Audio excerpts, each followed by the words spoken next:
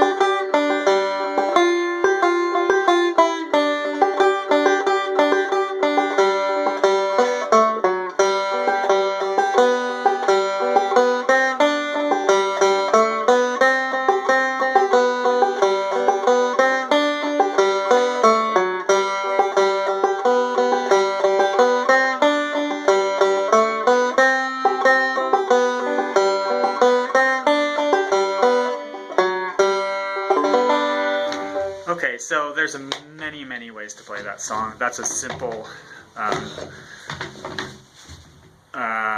easy to hear, easy to play way. There's more modal ways to play it, I realize that, but we're going to start with this because it's easy and fun. So that's the basic of the song, and then now we'll just play it more quicker, at a more dancing tempo with some more embellishments, and I'll do some different things and you can just listen. So here we go.